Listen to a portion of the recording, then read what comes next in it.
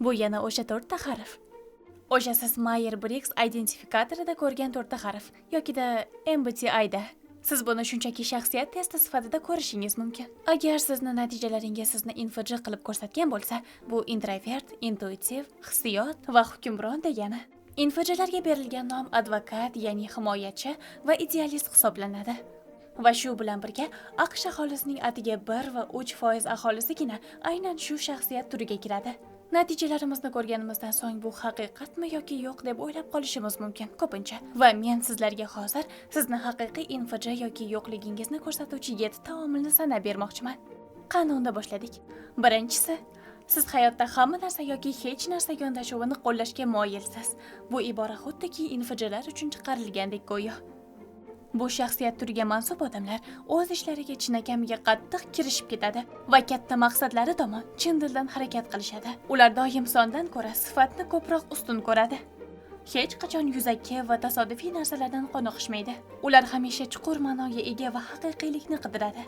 Lekin afsuski bu 0 dan 100 gacha bo'lgan yondashuv ularni juda ham tez charchatishi mumkin. Ikkinchisi, ko'pincha chuqurroq munosabatlarga kirishmoqchi bo'lgan odamlar sizga moyil bo'ladi. Infjlar ochilish istagida bo'lgan odamlarni jalb qilishga moyil. Ma'lum harakat yoki belgi yo'q.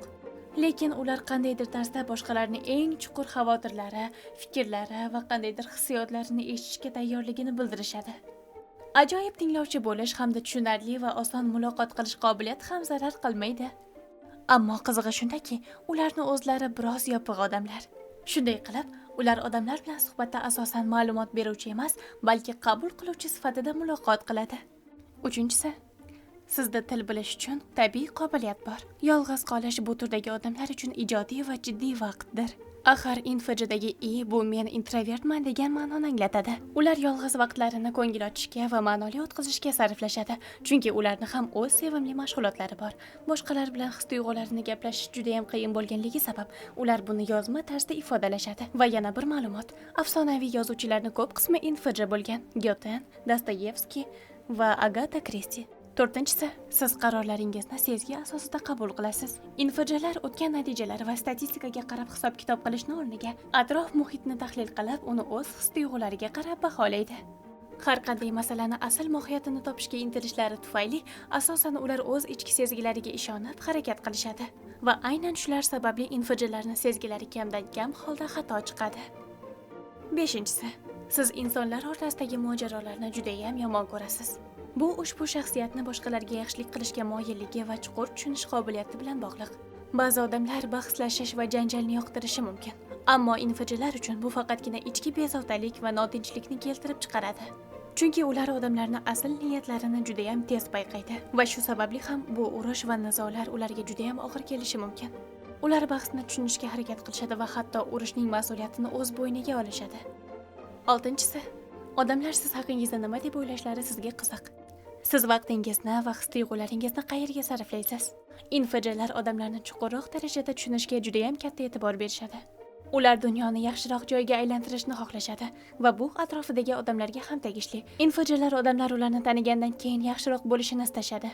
Lekin agar buni aksi bo'lsa, bular uni muvaffaqiyatsizlik deb qabul qiladi, xuddiki hech narsani yaxshi tomonga o'zgartira olmagandek. Va yettinchisi, sizni prinsiplaringiz juda ham qat'iy. Bu shaxsiyat turlari o'z e'tiqodlari va qadriyatlarida ikkilanib yurmaydi. Ularning o'z standartlari va axloqiy qoidalari bor. Agar kimdir ularni qamoqdan qochish va bankni tunash kabi ishlarga tortmoqchi bo'lsa, juda katta aldov bilan ularni ishontirish kerak bo'ladi. Chunki oddiy gap bilan ularni ko'ndirish juda ham qiyin. Ular hatto Dark Helmut bilan ham bahslashib, yaxshilik bu ahmoqlik emas deb turib olishlari va adolatsiz rahbarlarga qarshi turishlari mumkin. Bu shaxsiyat turlari o'zlarini insonni yoki vaziyatning chuqur mohiyatiga kirib borayotgandek his qiladi va hayotidagi har bir lahzadan mazmun izlaydi. Introvert bo'lishlariga qaramay, qarshilik qanchalik kuchli bo'lsa ham ular o'z e'tiqodi va axloqiy qoidalarini himoya qilish uchun shiddat bilan kurash olib boradi. Aslida infj shaxsiyati juda ham kamyobdir, lekin albatta ular o'z dunyosida juda ham kuchli ta'sir qoldiradi. Xo'sh, endi sizga kelsak, siz bu ma'lumotlar haqida qanday fikrdasiz? Iltimos kommentariyada o'z fikringizni qoldiring.